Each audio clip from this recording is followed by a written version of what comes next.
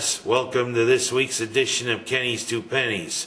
We're going to look at what happened when the cold, clammy wind howls over Ralph Wilson Stadium like a lost soul and wreaks havoc on the Bills.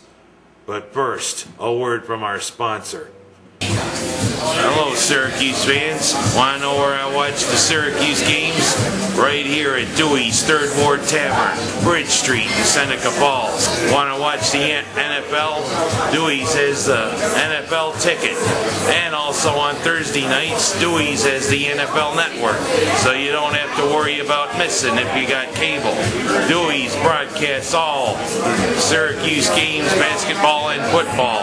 Dewey's has 21 televisions to watch all your sports action.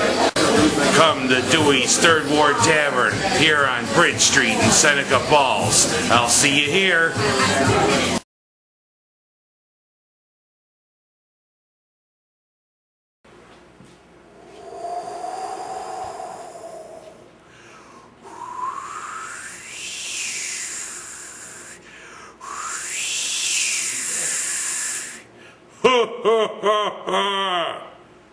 Boy, after seeing all of that yesterday, watching the game, I kind of wondered if that was what you were going to hear.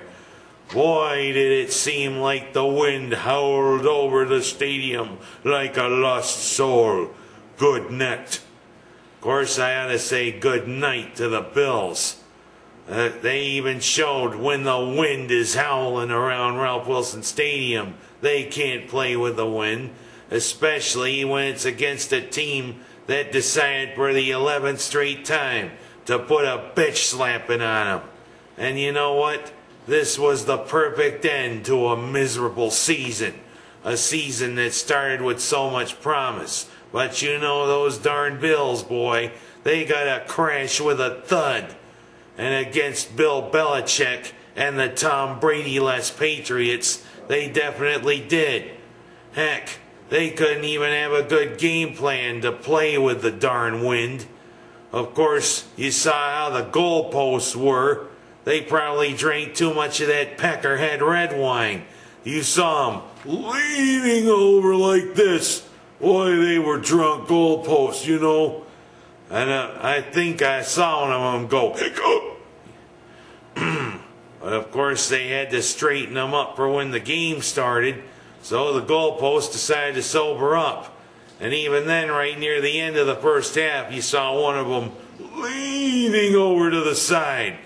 So they had to straighten it up so Gostowski could kick that field goal that the wind decided to blow over to the side.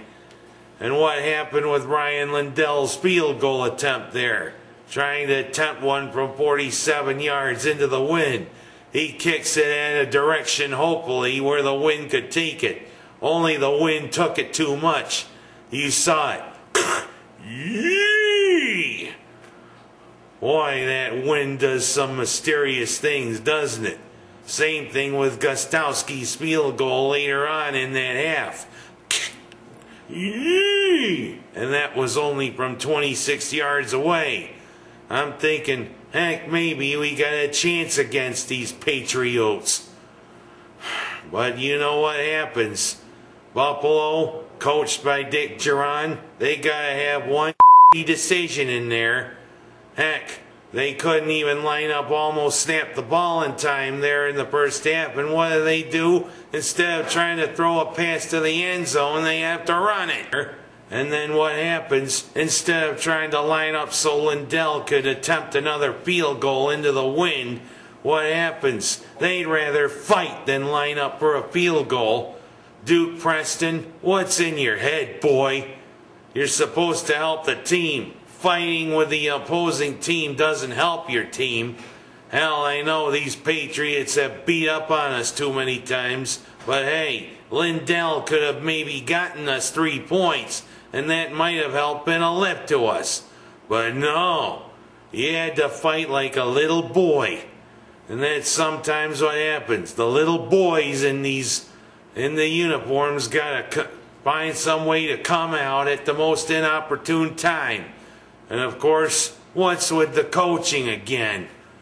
Dick Duran, Turk Schonert, What's with your head, guys? Couldn't even get a decent game plan to play with a wind like a beer fart in the wind. Heck, when we had the wind at our backs, we didn't take advantage to throw downfield.